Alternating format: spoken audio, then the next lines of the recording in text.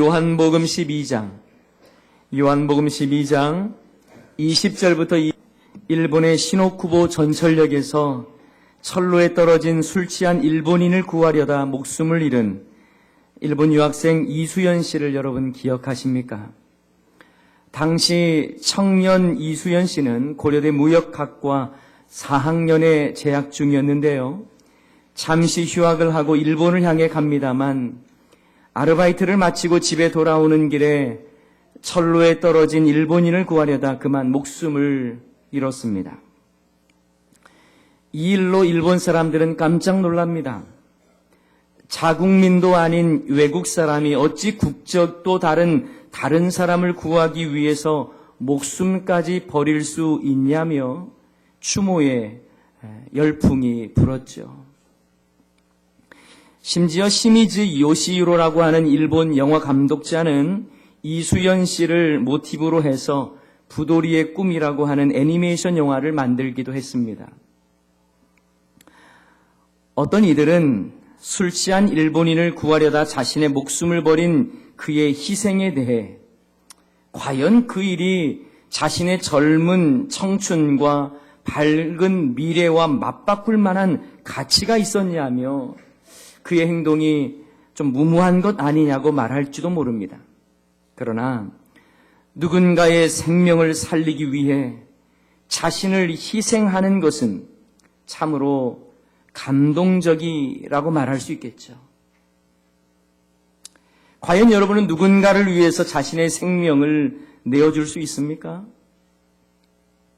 안타깝게도 이 세대의 풍조는 내가 죽어서라도 누군가를 살리겠다는 생각은 사라지고 남을 짓밟아서라도 내가 살아야겠다는 마음만 가득한 것이 아닌지 한번 생각해 봅니다.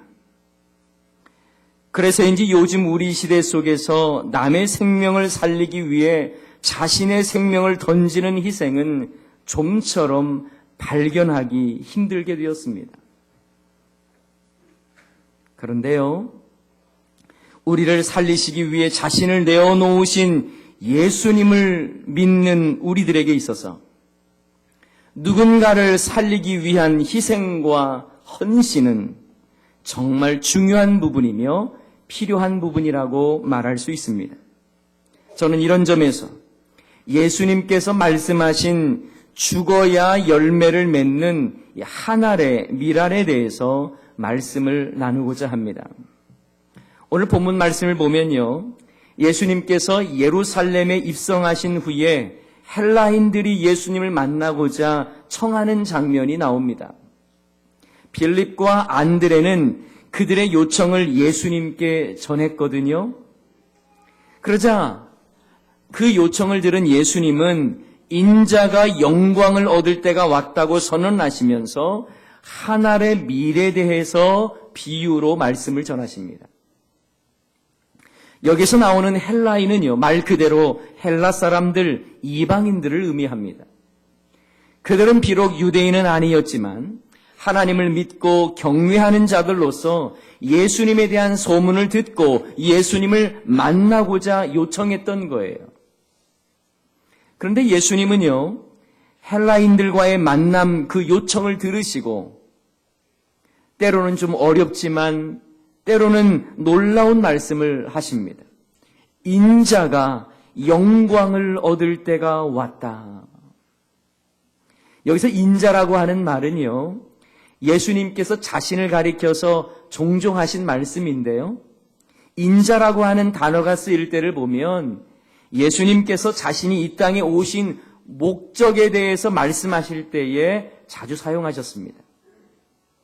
예수님은 헬라인들과의 만남에 앞서서 자신이 영광을 얻을 때가 왔다고 말씀하시는 거예요. 이 말씀은 유대인들뿐만 아니라 이방인들까지도 예수님 자신을 통하여 구원할 때가 이르렀음을 말씀하고 있는 내용입니다. 그 내용을 조금 더 구체적으로 말하자면 예수님의 죽으심을 통한 구원과 그 영광을 말씀하시는 것이죠. 그리고 예수님은 그 내용을 조금 더 구체화시켜서 비유해서 말씀하시는 내용이 바로 밀알 비유입니다. 우리 24절 말씀 다 같이 한 목소리로 읽겠습니다. 내가 진실로 진실로 너희에게 이르노니 한 알의 밀이 땅에 떨어져 죽지 아니하면 한 알 그대로 있고 죽으면 많은 열매를 맺느니라. 아멘. 예수님은 한 알의 밀이 땅에 떨어져 죽지 아니하면 열매를 맺지 못한다고 말씀하셔요. 이건 일반적인 자연현상입니다. 그런데 이 일반적인 자연현상을 예수님 자신의 죽으심과 구원 사역과 연결시켜서 지금 말씀하고 계신 거거든요. 그렇죠. 한 알의 밀이 땅에 떨어져 죽음으로 많은 열매를 맺는 것처럼 예수님의 죽으심을 통해서 놀라운 구원의 은혜와 생명의 길이 열렸음을 말씀하시는 겁니다. 예수님은요, 진실로 한 알의 밀이 땅에 떨어져 죽는 삶을 사셨어요. 한 알의 밀이 땅에 떨어지듯 예수님은 하늘 보좌를 내려놓으시고 이 땅에 오셨습니다. 종교 영광 다 내려놓으시고 이 땅에 오셔서 우리와 같이 되셨어요. 그리고 밀알처럼 죽으셨습니다.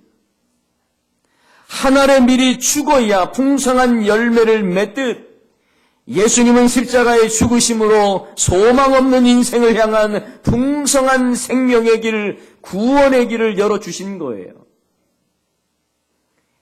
예수님께서 이 땅에 오신 모습은요, 한 알의 밀처럼 매우 작고 연약해 보였고 초라하게 보였습니다. 나사렛에서 무슨 선한 것이 날 수 있냐며 말했던 나다나엘의 의문 섞인 말처럼 예수님은 나사렛 촌동네의 출신의 한 청년이었습니다. 예수님의 생애 역시 시작부터 한 알의 밀처럼 아주 무기력하게 보였어요. 높은 권력과 위엄으로 호령하는 모습이 아니라 힘없이 잡히시고 무기력하게 채찍 맞으시고 십자가를 지셨습니다. 예수님의 전 생애는요, 한 알의 밀처럼 너무나 보잘것없어 보였어요. 그러나 예수님은 십자가의 죽으심으로 온 인류를 향한 구원의 길을 허락하시고 부활하심으로 영원한 생명이라고 하는 풍성하고 놀라운 열매를 맺으시고 우리에게 허락해 주셨습니다. 예수님은 이 땅을 변화시키고 온 백성을 구원하시기 위해서 한 알의 밀알이 죽는 방법, 그 방법을 택하셨어요. 유대인들 입장에서야 예수님께서 정치 권력을 만들어서 자금력을 좀 확보하고 당시 지배국인 로마 제국을 향해서 항거하는 힘을 좀 키우고 예수 왕국을 좀 세워서 예루살렘을 거점으로 한 새로운 정복 활동을 해서 세계를 호령하는 이스라엘 되기를 원했을 것입니다. 그러나 예수님은 한 알의 밀알이 되셨어요. 죽으시고 십자가에 죽으셨으나 또한 부활하심으로 부활의 첫 열매가 되셨어요. 그러므로 예수님을 믿는 자들에게는 부활을 보증하십니다. 한 알의 밀알이 되신 예수님은 이 땅에서 죽으셨으나 다시 부활하셔서 만유의 주가 되셨죠. 이것이 바로 우리 하나님께서 계획하시고 여러분에게 이루신 구원의 방법입니다. 여러분, 예수님의 위대함과 그 능력은요, 이 세상에서 화영검을 두르시고 휘두르시고 수많은 기적과 저주로 사람들을 겁박해서 이루어내신 게 아니에요. 너무나 무기력하게 보이지만, 한 알의 밀알처럼 초라하게 보이지만, 예수님은 죽으심으로 놀라운 구원의 열매를 맺으신 겁니다. 예수님은요, 오병이어의 기적을 베푸셨기 때문에 위대한 분이 아니에요. 예수님은 십자가에서 자신의 살을 찢고 피를 흘려서 친히 생명의 양식이 되어 주셨기 때문에 위대하시고 찬양받기에 합당하신 겁니다. 그렇다면 여러분, 이제 우리는 하늘의 미랄로 오셔서 죽으신 예수님을 알고 믿었어요. 그걸로 끝입니까? 우리 역시 하늘의 미랄로서의 삶을 살라고 말씀하십니다. 하늘의 밀처럼 내가 죽어서 풍성한 열매를 맺어야 하는 거예요. 오늘 본문 26절 상반절 말씀에도 보면 사람이 나를 섬기려면 나를 따르라고 말씀합니다. 그렇습니다. 우리 역시 하늘의 밀로서의 삶을 사신 예수님을 따라서 하늘의 밀로서의 삶을 살아야 하는 거예요. 저는 이것을 미랄 운동이라고 말씀드리고 싶습니다. 한국교회가 많은 비난을 받고 있습니다. 무기력합니다. 왜 그럴까요? 교회마다 온전히 죽어지는 미랄이 되지 않기 때문은 아닐까요? 미랄 운동이 일어나기는커녕 그저 나 하나 잘 먹고 잘 살면 되고 나만 돋보이면 된다는 식으로 살다 보니 아무런 열매도 없고 이 지경에 이른 것 아닙니까? 우리의 가정은 어떻습니까? 부모의 목소리와 위협으로 자녀를 다스리려고 하고 부부 역시 서로 파워게임을 하다 보니 하나님이 기뻐하시는 열매를 맺지 못하는 거예요. 내가 낮아지고 썩어지고 죽어져야 하는데 내가 너무나 강하고 내가 너무 살아있다 보니 문제가 되는 것 아닙니까? 교회도 마찬가지예요. 교회에 거룩한 부흥이 임하려면 우리의 모든 사역 안에 미랄 운동이 일어나야 합니다. 내가 더 낮아지고 내가 더 희생하고 내가 더 죽어진 상태에서 교회를 섬기고 성도를 섬겨가는 거예요. 그래야 우리 주님이 원하시고 기뻐하시는 열매를 맺게 되는 것입니다. 여러분 자신 안에도 내 안에 내가 너무 많은 것 아닙니까?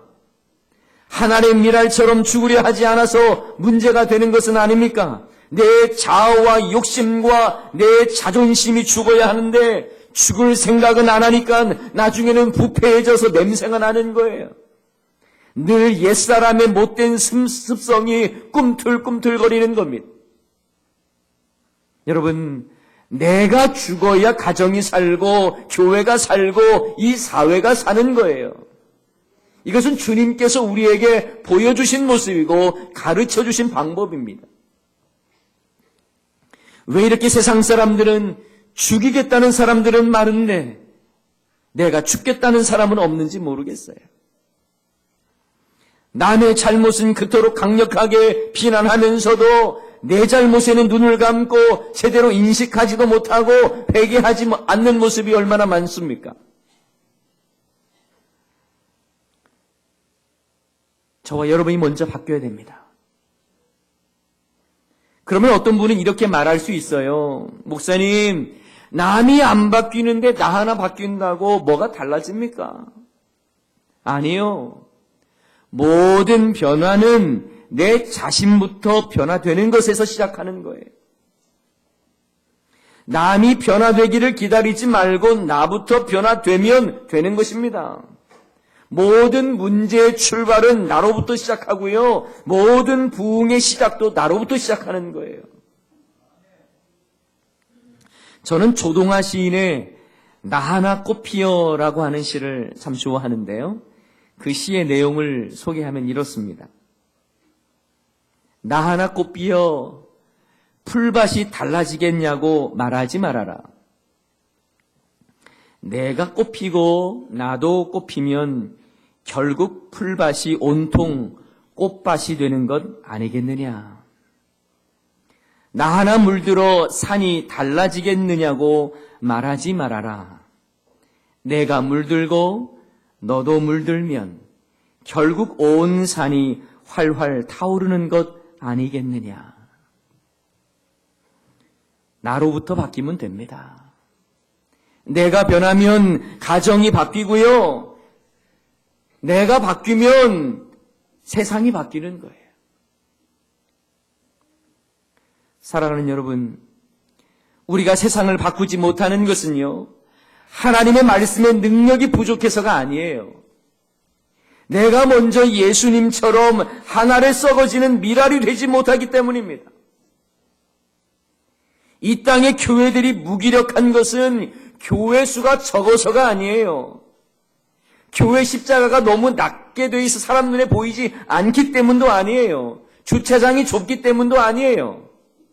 십자가에 삶이 없기 때문입니다. 미랄 운동이 없는 거예요. 내가 안 죽으려고 하니까 남의 죽음을 강요합니다. 내가 제대로 헌신하지 않으니까 비교하는 마음과 자존심이 살아서 서로 다투는 거예요. 내가 한 알의 밀처럼 땅에 떨어져 죽을 작정을 하면 되는데 그렇게 안 하니까 냄새가 나고 부패하는 것입니다. 여러분, 내가 복음 안에서 죽고 내 욕심과 총욕과 미움과 자존심마저 예수 안에서 죽을 때에 우리 주님이 기뻐하시는 풍성한 열매를 맺게 될 줄을 믿습니다. 갈라디아서 2장 20절 말씀 우리 한번 읽어볼까요? 내가 그리스도와 함께 십자가에 못 박혔나니 그런즉 이제는 내가 사는 것이 아니요 오직 내 안에 그리스도께서 사시는 것이라. 이제 내가 육체 가운데 사는 것은 나를 사랑하사 나를 위하여 자기 자신을 버리신 하나님의 아들을 믿는 믿음 안에서 사는 것이라. 아멘. 내가 그리스도와 함께 십자가에 못 박혔어요. 죽어야 되는 것입니다. 근데 죽질 않아요. 예수님만 죽으셨다는 것에 그저 깨닫고 있어요. 내가 죽어야 하는데. 내가 그리스도와 함께 십자가에 못 박혔다고 말씀하는데 그저 예수님만 못 박게 만들고 나는 십자가에 못 박혀 죽으려 하지 않는 것입니다. 여전히 나는 살아있어요. 그런즉 이제는 내가 사는 것이 아니요 내 안에 그리스도께서 사시는 건데 아니요 내가 내 주인 노릇하고 있어요. 내가 내 인생의 왕 노릇하고 있습니다. 내 왕국 건설하고 있어요. 저와 여러분의 모습은 아닙니까? 여러분, 서구의 젊은이들이 자신들의 화려한 이력을 포기하고 보장된 미래를 다 등지고 이 미개한 조선 땅에 와서 복음을 전한 이유가 무엇일까요? 그들도 예수님처럼 한 알의 밀처럼 살고자 하는 결단이 있었기 때문에 가능했던 것 아닙니까? 그래서 그 모든 것, 화려한 것 다 포기하고 이 땅에 와서 죽은 거예요. 우리는 어떻게 살고 있습니까? 저와 여러분, 예수님처럼 하나의 밀이 되어 살아갈 수 있기를 주님의 이름으로 간절히 축원합니다. 한 알의 밀알이 죽어서 세상의 소망이 된 이야기는요, 예수님으로 끝난 게 아니에요. 예수님으로부터 저와 여러분의 삶으로 계속 확장되어야 합니다. 우리의 모든 삶의 현장에서도 모두 다 또 하나의 밀알이 되어서 풍성한 열매를 맺어가야 하는 거예요. 나 하나 잘 먹고 잘 살겠다고 하는 것은 밀알의 꿈도 십자가의 삶도 아닙니다. 나를 통해서 세상이 복을 받고 나 때문에 내 주변이 행복해지고 내가 죽어짐으로 세상이 더 아름다워지는 삶을 우리는 살아야 하는 거예요. 인도 속담에요, 번연나무 아래에는 자라나는 것이 없다라는 말이 있습니다. 이 번연나무는요, 왕성한 가지와 큰 뿌리와 많은 잎들을 자랑하는 웅장하고 창대한 모습의 나무라고 해요. 그런데 이 번연나무가요, 완전히 자라면 그 주위를 다 덮어버립니다. 아주 무성해져 버리죠. 그런데 문제는요, 번연나무 밑에는요, 아무것도 자라질 않아요. 주변의 다른 나무들은 다 말라 죽어버려요. 워낙 강하기 때문에 그렇습니다. 여러분, 쿠두즈라고 하는 이 다년생 덩굴 식물도 마찬가지라고 해요. 이 쿠두즈라고 하는 식물이 일단 뿌리를 내리고요, 자라면 주변의 모든 나무 자라질 못합니다. 심지어요, 자동차를 쿠두즈가 있는 덩굴 그 식물 옆에 오래 세워두잖아요. 그러면 이 자동차도 다 망가져 버린대요. 집까지 삼키고 밭이든 산이든 정원이든 이 쿠두즈가 있으면 주변의 모든 식물이 다 죽고 맙니다. 여러분, 세상의 가치는요, 썩어지는 미랄이 되기보다, 죽어지는 미랄이 되기보다 번연나무가 되고 쿠두즈 넝쿨이 되기를 원해요. 이게 바로 세상의 가치예요. 그러나 예수님을 믿는 저와 여러분은 죽는 한 알의 미랄이 되어서 주님 기뻐하시는 풍성한 열매를 맺어갈 수 있기를 소원합니다. 사랑하는 여러분, 한 알의 미랄이 썩어져 죽을 때에 역사가 일어나고요, 회복이 일어나고 생명이 일어납니다. 예수님의 죽는 결단이 있지 않고서는 영생이 일어날 수가 없는 거예요. 이런 점에서 죽음으로 살아나는 것이 바로 기독교 신앙의 핵심이며 예수님께서 보여주신 십자가의 원리인 것입니다.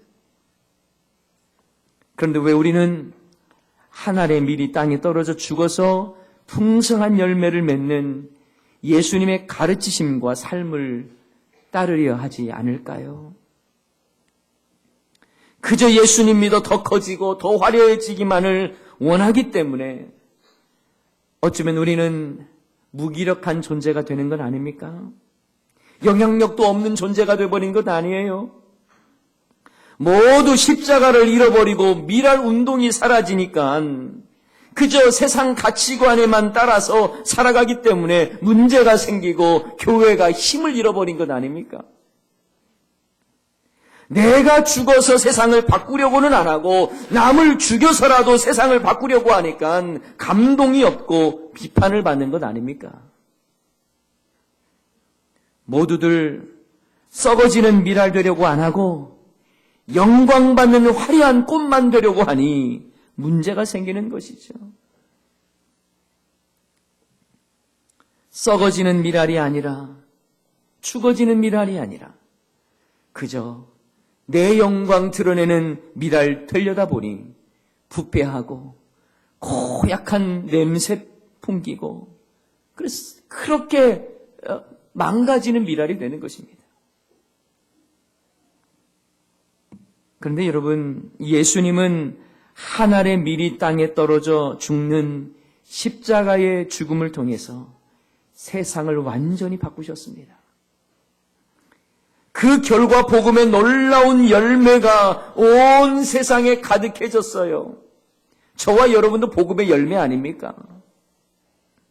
그러나 안타깝게도 예수님을 믿는 우리 안에 더 이상 미랄 운동이 보이지 않습니다. 예수님 믿어 잘 먹고 잘 살고 화려해지는 것만이 신앙의 목적이 되어버렸어요.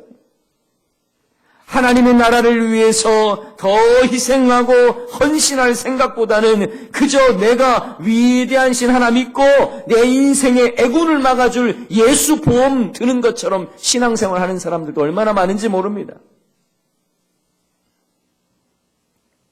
사랑하는 성도 여러분, 예수님은 한 알의 밀로서 이 땅에 오셔서 죽으심으로 우리를 살렸습니다.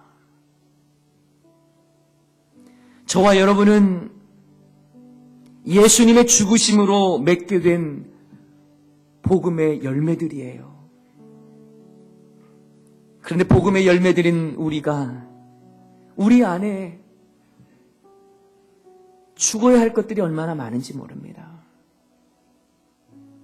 내 욕심, 내 고집, 내 자존심,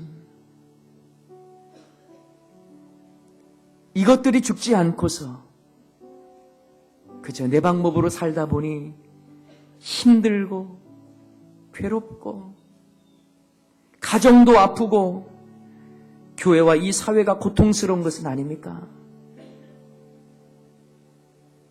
여러분 기억하십시오. 죽어야 살고 죽어야 열매 맺는 것이 이미 예수님께서 우리에게 보여주신 삶이었고 그것이 바로 우리가 살아가야 할 미랄 운동인 것입니다. 내가 죽어 열매를 맺겠습니다. 내가 더 낮아져서 다른 사람을 유익하게 하겠습니다.